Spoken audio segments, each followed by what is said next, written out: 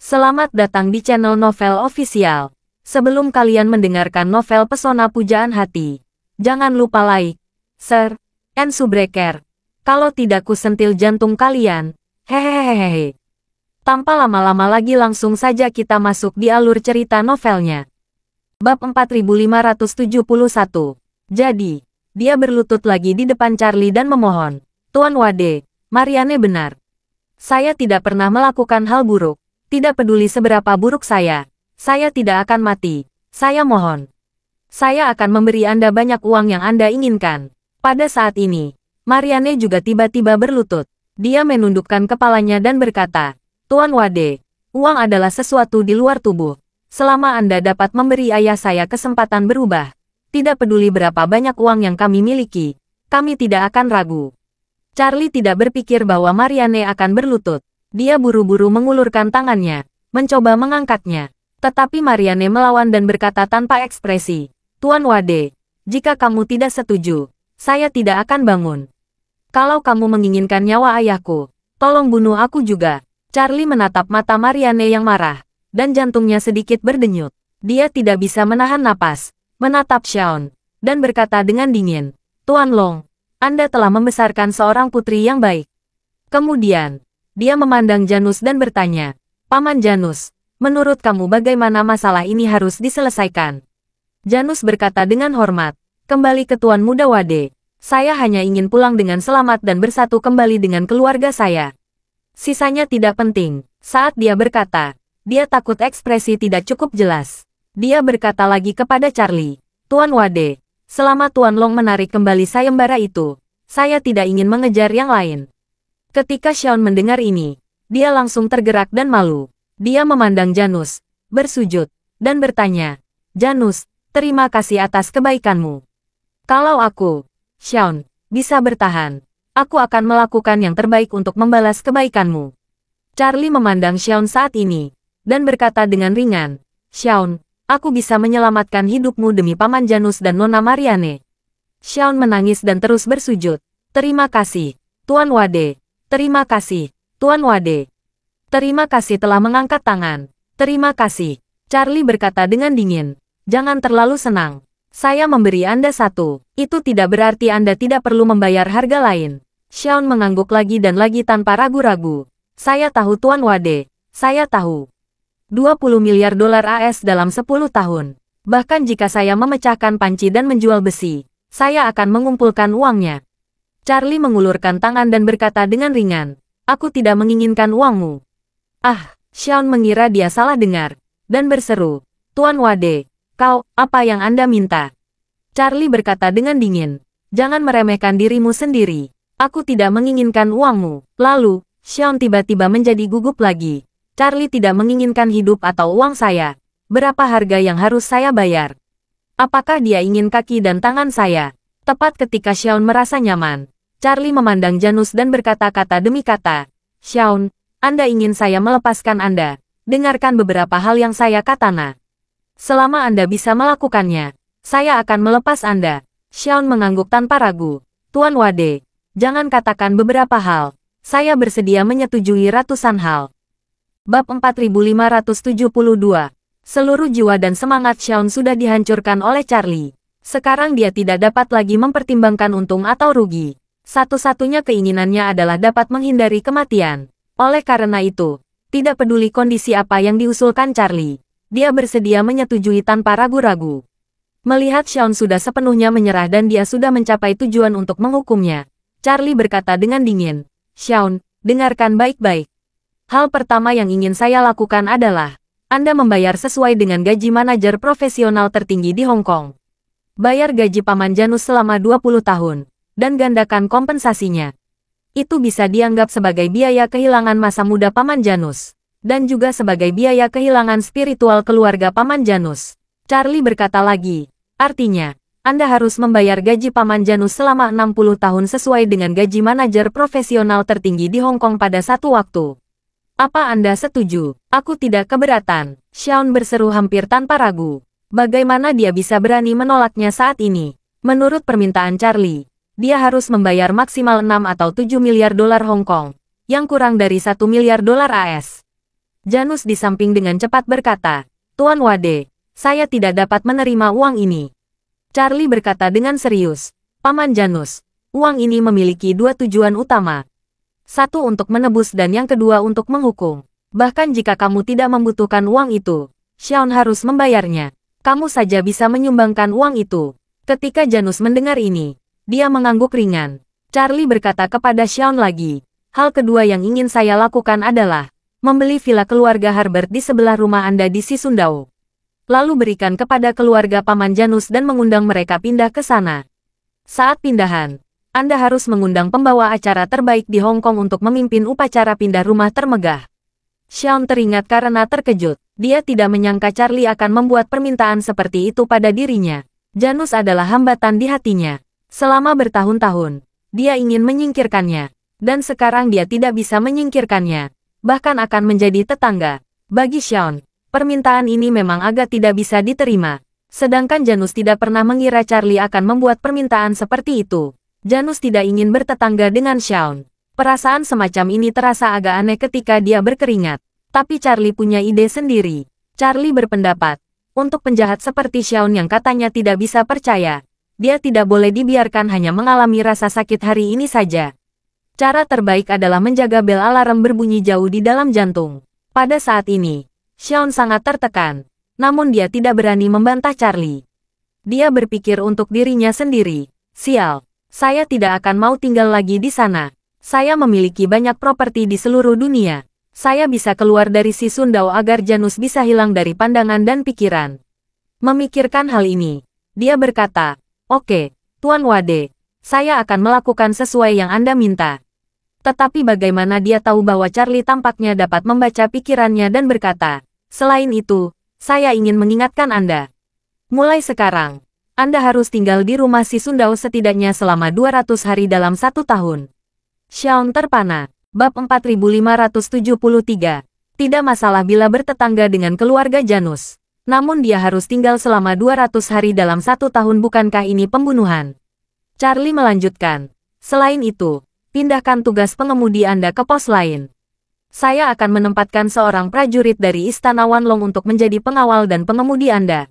Dia akan membantu saya memantau jadwal harian Anda. Kalau Anda melewatkan 1 hari di Sisundao dalam setahun, Anda akan didenda 100 juta dolar.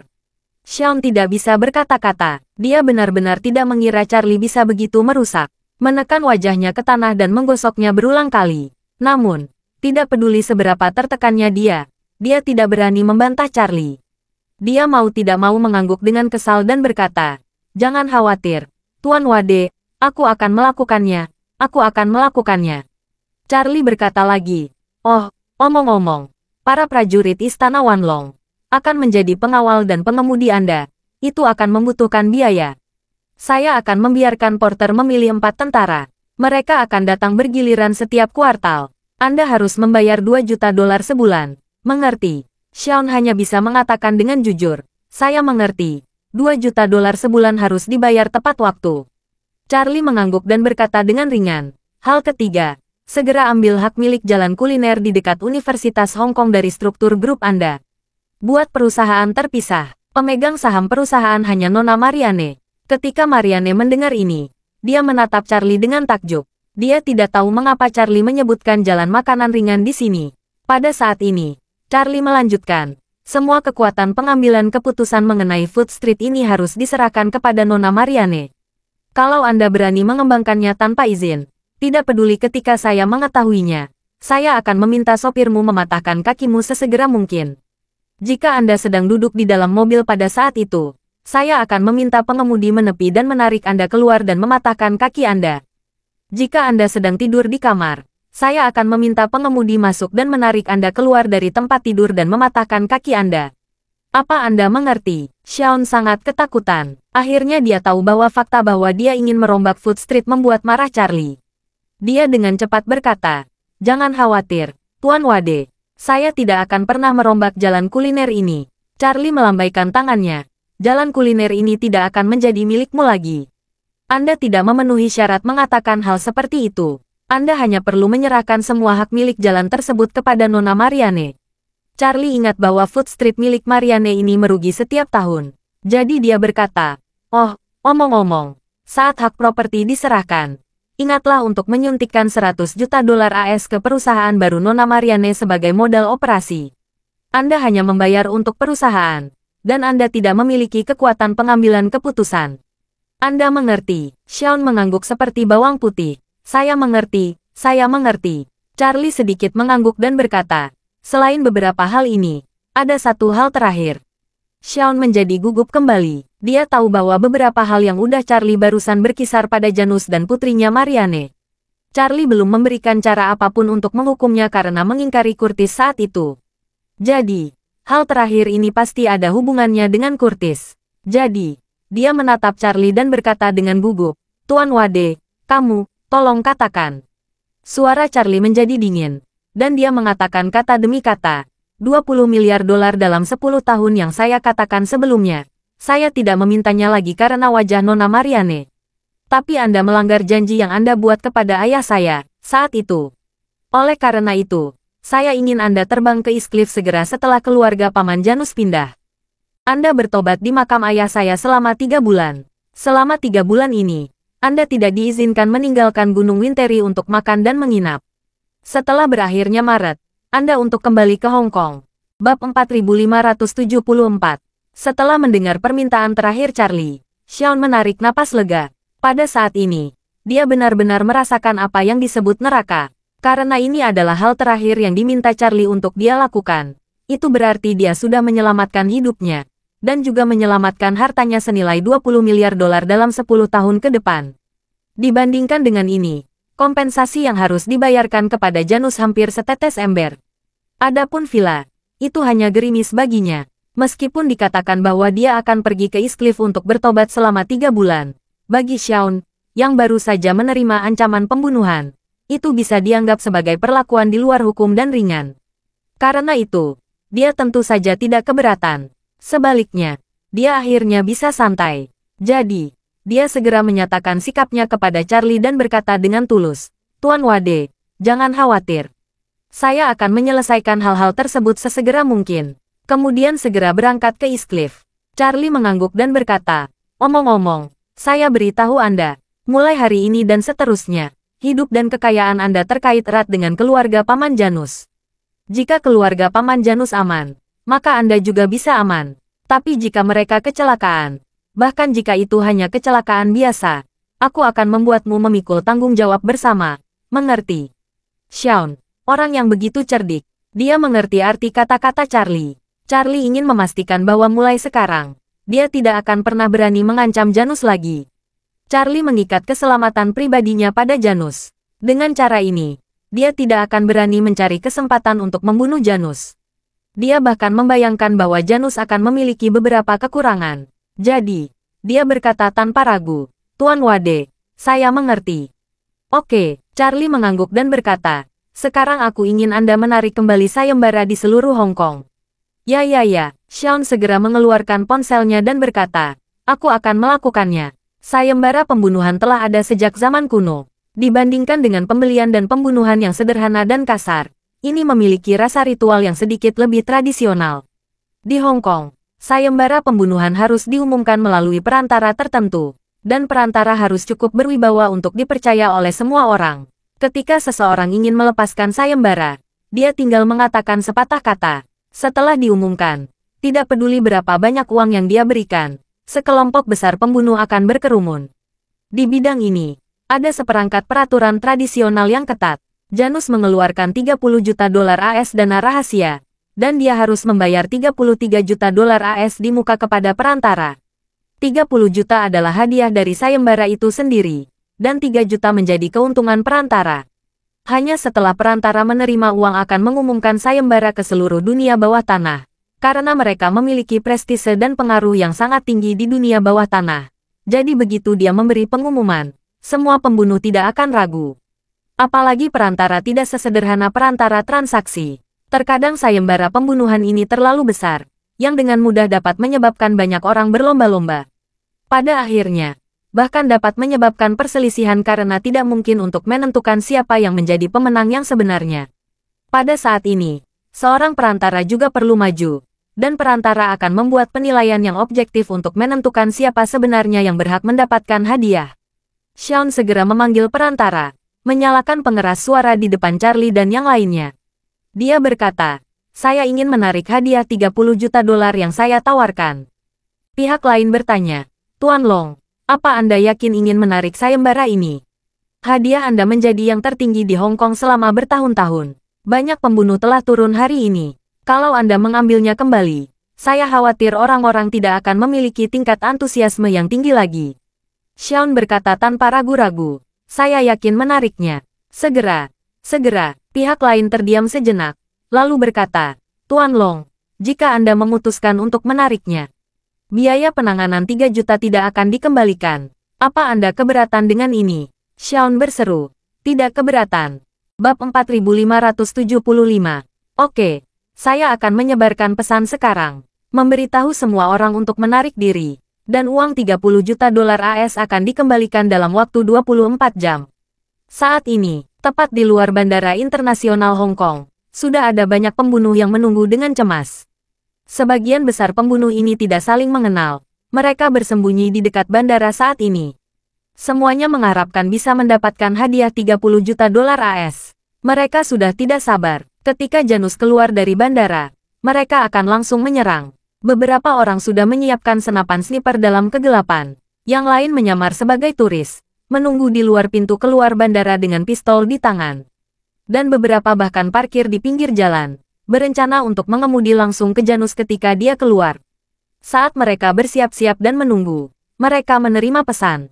Isi pesannya sangat sederhana, hanya dengan 2 kata, hadiah ditarik. Sialan, apa-apaan, kurang ajar. Semua pembunuh ini sedang menunggu kesempatan seperti ular berbisa. Semuanya mengutuk, imbalan rahasia 30 juta ditarik, dan kesempatan menjadi kaya segera menghilang dalam sekejap. Meskipun mereka sangat marah, mereka memahami bahwa ketidaksenangan mereka tidak ada artinya. Imbalan sudah dicabut. Jika mereka membunuh seseorang, mereka tidak akan mendapatkan uang. Akibatnya, sebagian besar pembunuh segera pergi. Pembunuh yang menyamar sebagai turis menghentikan mobil dan pergi. Pembunuh yang parkir di pinggir jalan pergi.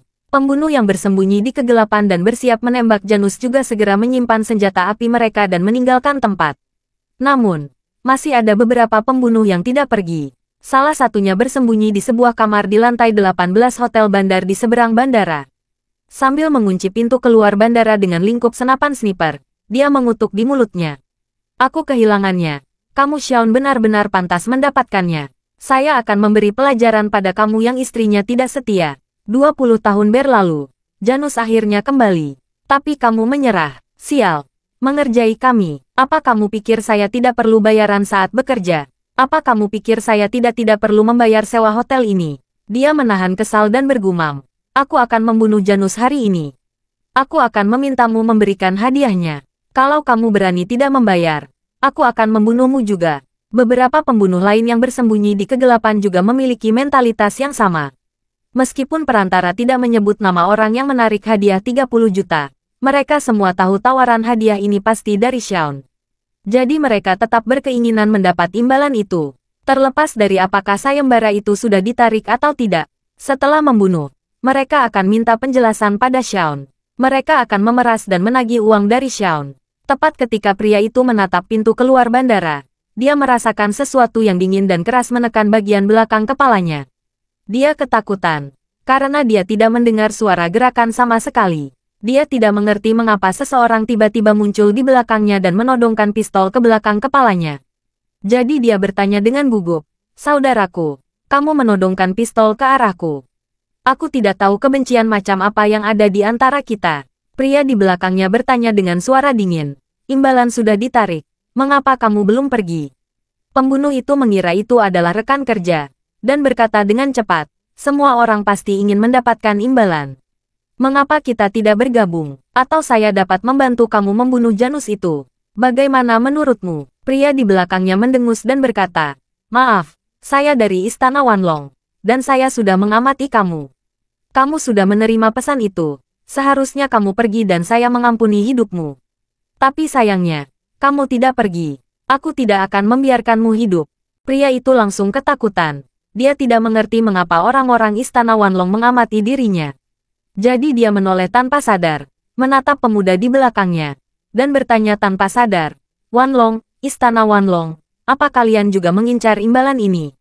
Jenderal Perang Istana Wanlong mencibir, kami datang ke Hong Kong bukan untuk mendapatkan imbalan pembunuhan. Tetapi kami akan membunuh siapapun yang ingin mendapatkan imbalan itu. Lagi pula, dia segera meraih kera pria itu dan melemparkannya keluar dari jendela di lantai 18 hotel dengan pistol. Bab 4576. Setelah si pembunuh jatuh dari gedung, di luar pintu keluar bandara, beberapa pembunuh yang bersembunyi di antara kerumunan juga ditundukkan oleh anggota Istana Wanlong lainnya yang menyamar.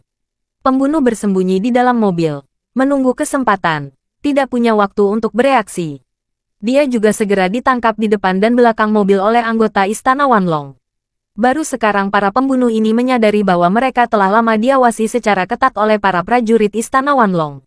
Para pembunuh yang meninggalkan tempat kejadian segera setelah menerima pesan penarikan. Istana Wanlong mengabaikan mereka. Dan mereka tidak mau pergi, langsung direduksi menjadi tahanan Istana Wanlong. Pada saat ini, di ruang VIP bandara, Xiaon berkata kepada Charlie dengan lega, Tuan Wade, hadiah sayembara sudah saya tarik. Para pembunuh itu pasti sudah menerima pesan. Anda dapat yakin. Charlie mengabaikannya, lalu memandang Porter dan bertanya, Porter, apa sudah selesai? Porter dengan hormat berkata, Tuan Wade, imbalan memang sudah ditarik. Tapi dalam lingkup kendali kami, masih ada beberapa pembunuh yang belum pergi. Orang-orang kami sudah menangani mereka, membunuh 1 dan menangkap 7. Bagus. Charlie sedikit mengangguk dan berkata, kirim 7 orang ini ke Suriah, agar tidak memengaruhi stabilitas jangka panjang Hong Kong. Porter segera menangkupkan tangannya dan berkata, bawahan patuh. Charlie memandang Xiaon dan berkata dengan acuh tak acuh, keluhan antara Anda dan saya dan Paman Janus akan berakhir setelah Anda kembali dari Gunung Winteri di East Cliff. Kalau Anda ingin bekerja sama dengan Isu Siping, saya akan terima. Saya akan atur orang khusus untuk terhubung dengan Anda. Selama Anda menepati janji, mulai sekarang, saya Charlie tidak memiliki persyaratan lain untuk Anda. Saya tidak akan mempermalukan Anda lagi. Ketika Xiaon mendengar ini, dia benar-benar merasa lega dan berkata dengan hormat, terima kasih, Tuan Wade, atas kemurahan hati Anda. Setelah itu, dia berkata kepada Janus, Janus, saya akan menuliskan cek untuk uang yang saya janjikan kepada kamu. Janus di samping berkata, Tuan Muda Wade, saya tidak menginginkan uang ini. Saya akan sumbangkan semuanya. Charlie mengangguk dan berkata, bagaimana mengendalikan uang ini adalah kebebasanmu, Paman Janus. Aku akan mendukungmu apapun yang terjadi. Janus berkata, selama ini, saya berada di Amerika Serikat dan melihat banyak anak yatim piatu Tiongkok. Jadi 20% dari uang itu akan digunakan untuk mendukung anak-anak yatim Tiongkok di luar negeri. Sisanya akan disumbangkan ke Yayasan Hope. Oke, Charlie tidak keberatan. Dan berkata, Paman Janus, kamu orang yang memiliki cinta yang besar. Karena kamu telah memutuskan, lakukan sesuai keinginanmu. Pada saat ini, Jenna, yang sudah lama tidak berbicara, mengingatkan, Janus, kamu, ibumu menderita stroke dan kesehatannya buruk. Dia ada di rumah sakit Queen Elizabeth. Kamu harus menyisakan sejumlah uang untuk perawatannya. Janus tercengang dan berkata, kapan itu terjadi? Baru beberapa hari yang lalu, Jenna tidak berani menatap mata Janus, dan berbisik saya pergi ke rumah sakit untuk menemuinya. Dokter mengatakan situasinya tidak optimis. Yang terbaik adalah mengirimnya ke Amerika untuk perawatan. Kalau tidak, saya khawatir waktu hampir habis. Janus bingung di dalam hatinya. Dia memandang Jenna dan berkata dengan penuh terima kasih. Terima kasih, Nyonya Long.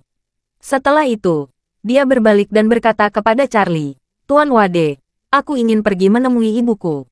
Charlie berkata, Paman Janus, aku pergi bersamamu. Janus ragu-ragu sejenak, tetapi setuju. Dia berkata dengan hormat, baik, Tuan Muda Wade.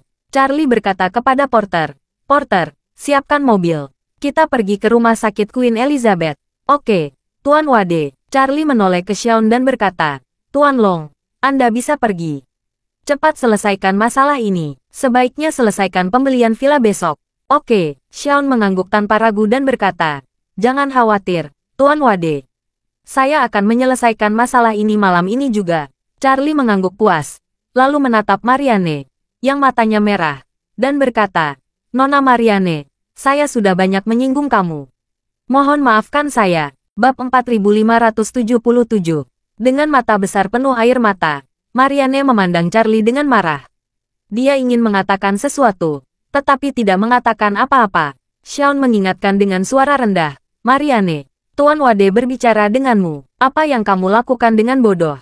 Cepat jawab. Marianne dengan keras kepala memalingkan wajahnya ke satu sisi, dan mengulurkan tangan untuk menghapus air mata dari sudut matanya. Charlie merasa bersalah, tetapi tidak tahu bagaimana menjelaskannya. Dia berkata kepada Xiaon, Tuan Long, Nona Marianne sedang tidak ingin berbicara dengan saya. Anda tidak perlu memaksanya. Xiaon tertawa malu dan berkata, gadis kecil itu tidak tahu etiket, membuat Tuan Wade tertawa. Charlie menggelengkan kepalanya sedikit, menoleh untuk melihat Kathleen, dan berkata, Nona Fox, kamu dan Tuan Yuan sudah jauh-jauh terbang kemari. Kalua tidak terburu-buru. Saya ingin mengundang kalian makan malam. Kathleen berkata sambil tersenyum. Oke, saya tidak terburu-buru sama sekali. Kalau Tuan Wade ingin tinggal 1 atau 2 hari, saya akan menunggu. Kita bisa kembali bersama setelah Tuan Wade menyelesaikan masalah ini. Oke, Charlie mengangguk siap dan setuju. Dia berencana kembali ke Amerika setelah keluarga Paman Janus pindah ke rumah baru. Karena Kathleen tidak terburu-buru, dia bisa mengambil penerbangan yang sama dengannya. Kathleen bertanya lagi kepada Charlie, kamu menginap di hotel mana, Tuan Wade? Charlie memandang Xiaon dan Marianne, dan berkata, saya tidak menginap di hotel. Kathleen mungkin melihat apa yang sedang terjadi, dan berkata, kalau begitu aku akan memilih hotel dan memesankan kamar untukmu juga. Charlie mengangguk, kalau begitu ini kerja keras, Nona Fox. Marianne menatap Charlie dan ingin mengatakan sesuatu, tetapi dia tidak mengatakan apa-apa. Xiaon di samping sedikit kecewa. Meskipun dia baru saja dilecehkan oleh Charlie, dia masih ingin terus mengundang Charlie dan Kathleen untuk tinggal di rumahnya. Namun, dia juga tahu jika ingin menunjukkan wajahnya, akan sangat sulit baginya untuk membuka mulutnya. Dia ragu-ragu lagi dan lagi, tetapi tidak mengatakan apa-apa. Tanpa penundaan lebih lanjut, Charlie pergi bersama Janus dan Porter. Kathleen juga hendak pergi, tetapi sebelum dia pergi, dia sengaja datang ke Marianne, mengeluarkan kartu nama dari tasnya, berinisiatif untuk menyerahkannya kepada Marianne, dan berkata sambil tersenyum, Nona Long, saya Kathleen Fox. Ini kartu nama saya, kalau kamu membutuhkan sesuatu, hubungi saya kapan saja. Marianne masih tenggelam dalam kesurupan dan kesakitan. Saat dia melihat kartu nama yang diserahkan oleh Kathleen, dia sedikit terkejut. Dia bahkan belum berbicara dengan Kathleen. Dia tidak tahu mengapa jurumudi keluarga Fox yang terkenal ini memberinya kartu nama. Melihat putrinya masih linglung, Xiaon di samping dengan cepat mengingatkan dengan suara rendah, Marianne, Nona Fox sedang berbicara denganmu. Baru pada saat itulah Marianne kembali sadar, dan buru-buru berkata, terima kasih, Nona Fox. Kathleen tersenyum ramah dan berkata dengan serius, jangan terlalu sopan. Setelah itu, dia memasukkan kartu nama ke tangan Marianne dan tersenyum ringan. Nona Long, saya harus pergi. Kami akan menghubungimu nanti. Marianne mengangguk ringan dan sopan, lalu melihat Kathleen pergi. Kathleen membawa Zarvis keluar dari bandara. Zarvis bertanya sedikit bingung. Nona, Anda tampaknya sangat khawatir tentang Nona Long itu. Kathleen tersenyum sedikit, menggelengkan kepalanya dan berkata, Tuan Wade sangat memerhatikannya. Aku bisa menyimpulkannya. Bab 4578. Nona, maksudmu mereka berdua saling suka? Zarvis memandang Kathleen dengan heran, tidak menyangka bahwa dia akan menanyakan itu dengan enteng. Melihat ekspresi heran Zarvis, Kathleen tersenyum dan berkata, Tuan Yuan, Anda seorang ahli seni bela diri yang dapat mendengar dari segala arah. Saya mengatakan dengan sangat jelas. Apa Anda tidak mendengarnya? Zarvis buru-buru berkata, tidak, saya hanya tidak berharap ini keluar dari mulut Anda. Nona, saya sedikit terkejut. Kathleen tersenyum dan berkata dengan serius, Tuan Yuan, jangan kaget. Saya bukan satu-satunya yang menyukai Tuan Wade. Apa Anda memerhatikan Nona Long menatap mata Tuan Wade dengan kebencian? Seorang wanita yang menatap pria dengan mata dipenuhi kebencian. Dia mencintainya di dalam hatinya. Zarvis mengangguk dan berkata sambil tersenyum, apa yang kamu katakan itu benar. Kathleen tidak bisa menahan desahan. Oh, Tuan Wade baru berada di Pulau Hong Kong selama 2 hari. Saya tidak terkejut bahwa Tuan Wade bisa membuat Nona Long menyukainya dalam 2 hari. Aku benar-benar tidak bisa membayangkan. Nona Long membuat Tuan Wade merasa kasihan. Jarvis bertanya dengan heran, mengapa saya tidak melihat bahwa Tuan Wade merasa kasihan pada Nona Long itu? Kathleen tersenyum dan berkata, itu mungkin karena Anda tidak mengamati dengan teliti. Jarvis tertawa mencela diri sendiri, dan kemudian bertanya kepada Kathleen, Nona, karena Anda menyukai Tuan Wade juga, berarti Nona Long menjadi pesaing Anda. Mengapa Anda berteman dengannya? Kathleen tersenyum dan berkata, kalau Tuan Wade belum menikah, dia memang menjadi sainganku dalam cinta. Tapi masalahnya, Tuan Wade sudah menikah, dia kawan dan saudari seperjuanganku. Setelah itu, Kathleen berkata lagi, ada ungkapan yang sering beredar di kalangan laki-laki. Orang yang berada dalam kesulitan yang sama bisa disebut sebagai saudara. Saya dan Nona Long bisa dianggap sebagai saudara perempuan yang berada dalam kesulitan yang sama. Jarvis tercengang oleh kejujuran Kathleen. Namun setelah memikirkannya, Nona tertua ini sama sekali bukan wanita biasa. Normal saja kalau dirinya berperilaku dengan cara yang anggun dan lugas. Memikirkan hal ini, dia berkata dengan santai, Nona, Tuan Wade memiliki banyak orang kepercayaan. Termasuk bintang besar Queen, Sophie Schultz, dan Nanako Ito. Mereka semua pewaris keluarga besar, seperti Anda. Ya, Kathleen menghela napas dan berkata, mereka hanya sebagian kecil. Masih banyak pesaing lain, dan semuanya sangat kuat. Saya tampaknya tidak berbeda, kecuali saya lebih pintar. Ini keuntungan saya. Saat dia mengatakan itu, dia berbalik untuk melihat Jarvis dan bertanya, Tuan Yuan, apakah menurut Anda, apa ada cara untuk menang secara mengejutkan? Jarvis terbatuk canggung dan berkata, Nona, izinkan saya mengatakan yang sebenarnya. Tuan Wade adalah orang yang aneh. Orang seperti saya tidak bisa menebaknya sama sekali. Anda jauh lebih pintar dari saya. Kalau Anda tidak bisa memikirkan cara apapun untuk menang secara mengejutkan, tentu saja saya bahkan tidak mampu memberikan solusi. Kathleen berkata tanpa daya, soal menolak pria yang mengejar saya memang berpengalaman.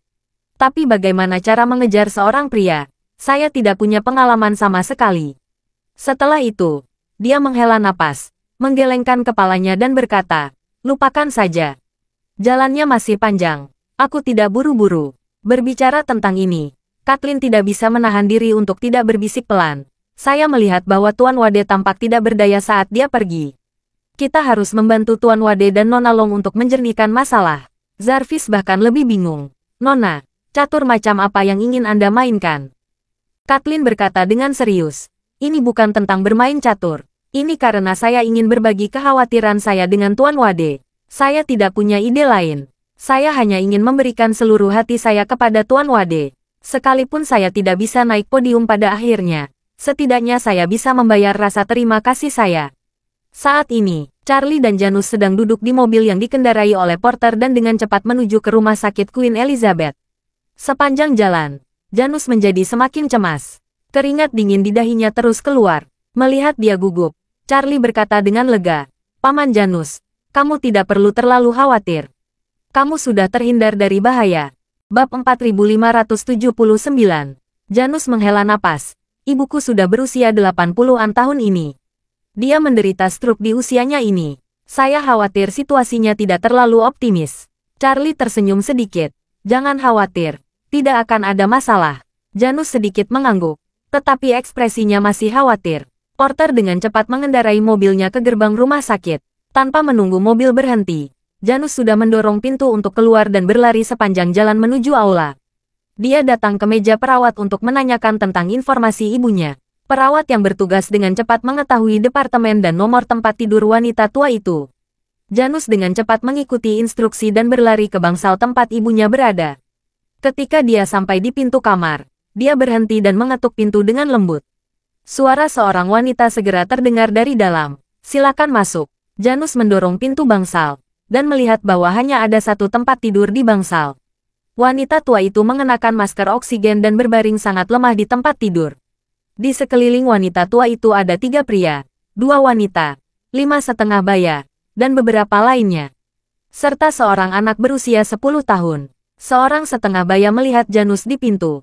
Mereka semua berdiri dan terkejut.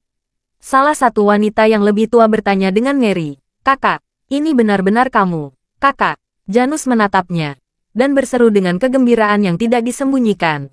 Kamu Lilia." Ketika wanita itu mendengar Janus memanggil namanya, air mata mengalir di matanya. Dia berlari dan memeluk Janus, menangis dan berkata, "Saudaraku, mengapa kamu kembali?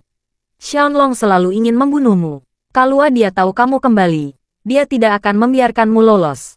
Pria dan wanita lain juga bergegas saat ini. Keduanya memeluk Janus dengan erat, menangis dan menanyakan pertanyaan yang sama. Pria dan wanita ini adalah adik laki-laki dan adik perempuan Janus. Ketika Janus dan Jenna kawin lari, kedua adik ini masih belajar. Dan yang termuda masih di bawah umur. Dalam sekejap mata, 20 tahun telah berlalu. Adik laki-laki yang saat itu masih kuliah sekarang berusia 40-an. Dan adik perempuan yang dulu masih duduk di bangku SMP, sekarang sudah menikah. Selain adik-adiknya, dua pria lainnya adalah dua saudara iparnya. Ini pertama kalinya dirinya bertemu mereka. Meskipun Janus telah berada di Amerika Serikat selama bertahun-tahun, meskipun dia sering menggunakan email untuk berkomunikasi dengan keluarganya, dia belum pernah bertemu dengan keluarganya selama bertahun-tahun. Meskipun keluarganya tahu dia berada di pecinan New York, tidak ada yang berani pergi ke New York untuk menemuinya demi keselamatannya. Selain itu, mereka hanyalah orang-orang yang berada di kelas rendah. Mereka harus melakukan tugas mereka untuk mencari nafkah. Mereka hanya tahu sedikit tentang dunia luar. Dan mereka belum mendengar berita bahwa Janus dideportasi. Karena itu, ketika mereka tiba-tiba melihat Janus kembali, selain bersemangat, mereka sangat khawatir. Khawatir Xiaon akan membunuhnya. Janus menahan air matanya dan menghibur mereka. "Kalian tidak perlu khawatir. Tuan Long dan saya sudah menyelesaikan perselisihan kami." Setelah itu, dia buru-buru bertanya, "Bagaimana kabar ibu?" Adik Janus menangis dan berkata, "Saudaraku, ibu sudah dalam kondisi koma yang dalam. Dokter bilang, dia tidak akan bisa bangun lagi. Dokter memanggil kami pagi ini dan memberitahu kami bahwa ibu hanya punya waktu tersisa 1 atau 2 hari. Ketika Janus mendengar ini, dia bergegas ke ranjang rumah sakit. Dia meraih tangan wanita tua itu dengan kedua tangan, dan menangis, "Bu, ini aku. Janus, aku kembali untuk melihatmu. Tolong buka matamu dan lihat aku baik-baik saja, Bu." Bab 4580. Pada saat ini, wanita tua itu benar-benar kehilangan kemampuan untuk merasakan, dan napas kehidupan bahkan sangat lemah. Janus dan ibunya sudah tidak bertemu selama 20 tahun. Sekarang mereka akhirnya bertemu lagi. Namun sekarang ibunya sedang sekarat, dan bahkan tidak bisa meliriknya. Janus memikirkan kegagalannya dalam melakukan bakti pada orang tuanya selama 20 tahun terakhir.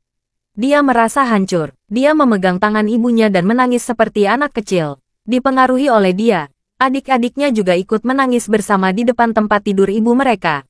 Melihat ini, Charlie dengan sengaja mengeluarkan pil penyembuhan, lalu menghampiri dan menyerahkannya kepada Janus. Dia berkata, "Paman Janus, pil ini bisa menyembuhkan ibumu. Kamu bisa memberikannya sekarang." Janus melihat pil itu dan segera memikirkan sesuatu. Dia menyentuh sakunya, mengeluarkan sebuah kotak kayu kecil, dan berkata dengan sungguh-sungguh, "Tuan Muda Wade, saya masih membawa pil yang kamu berikan sebelumnya. Apa ini bisa menyembuhkan ibu saya?" Charlie mengangguk dan berkata, "Ya, kakek saya juga sakit parah. Dia bisa diselamatkan oleh pil obat ini." Janus tidak bisa menahan diri untuk tidak berkata dengan gembira, "Bagus. Terima kasih, Tuan Muda Wade. Saya akan memberikan ini kepada ibu saya." Setelah itu, dia segera membuka kotak kayu dan mengeluarkan pil penyembuhan. Charlie tidak bersikeras. Dia menyimpan kembali pil obat yang dia keluarkan. Janus segera melepas masker oksigen ibunya dan berkata kepada adiknya, "Daryl, bantu aku membangunkan ibu." Adik laki-lakinya melakukan apa yang dia minta, dengan lembut menopang tubuh bagian atas ibunya. Janus memasukkan pil yang diberikan Charlie ke dalam mulut wanita tua itu. Kemudian dia menatap wanita tua itu dengan saksama, menantikan keajaiban. Pil penyembuhan tidak pernah mengecewakan. Hanya dalam beberapa detik, kulit pucat wanita tua itu berubah menjadi segar. Pernapasan yang awalnya lemah secara bertahap menjadi rata dan kuat. Kemudian kelopak mata wanita tua itu bergetar beberapa kali dan dia perlahan membuka matanya. Mungkin karena dia tidak terbiasa dengan cahaya yang tiba-tiba, dia tidak bisa melihat dengan jelas untuk sementara waktu. Dia berkata dengan samar, "Daryl, aku baru saja bermimpi. Kakak tertua, kembali." Beberapa anak terkejut dan tidak bisa berkata-kata. Tidak ada yang mengira bahwa pil obat Charlie akan sangat efektif. Hanya dalam 10 detik, ibu mereka bisa bangun dari koma yang dalam. Dan kata-kata pertama ibu mereka setelah bangun membuat Janus langsung menangis. Dia tersedak dan berkata, "Bu, saya Janus. Saya kembali." "Ah, Janus." Wanita tua itu terkejut, mengangkat tangannya dan menggosok matanya. Setelah penglihatannya berangsur-angsur pulih dan pemandangan di depannya menjadi lebih jelas, dia menatap Janus dengan mata lebar untuk waktu yang lama. Lalu mengulurkan tangan dan menamparnya. Dia memarahi, "Kamu bajingan. Siapa yang menyuruhmu kembali?" Setelah itu, dia memelototi putra keduanya dan dua putrinya dan bertanya, "Siapa dari kalian yang memanggil kembali kakak laki-laki kalian? Aku sudah berpesan. Jangan beritahu dia walau aku mati. Kalau dia kembali ke Hong Kong, Xiaolong akan membunuhnya." Janus menjelaskan, "Bu, jangan khawatir. Saya dan Tuan Long sudah berdamai. Tidak ada lagi yang akan membunuh saya." Bagaimana mungkin? Wanita tua itu tidak bisa mempercayainya. Dan berkata, "Terakhir kali Jenna datang menemui saya. Dia secara khusus meminta saya memberitahu kamu untuk tidak kembali ke Hong Kong. Dia bilang, Xion tidak melepaskanmu bertahun-tahun. Dia selalu diejek oleh seluruh Hong Kong. Dia sangat membencimu sampai ke tulang. Bagaimana dia bersedia berdamai denganmu?" Janus berbalik, menunjuk Charlie, dan berkata kepada wanita tua itu, "Bu, berkat mediasi Tuan Muda Wade untukku, Xion bersedia berdamai denganku karena wajahnya." Setelah itu, Janus berkata lagi, "Ngomong-ngomong, Bu, kamu bisa bangun berkat pil obat yang diberikan oleh Tuan Muda Wade." Terima kasih sudah mendengarkan cerita novel Pesona Pujaan Hati. Sampai jumpa di novel selanjutnya.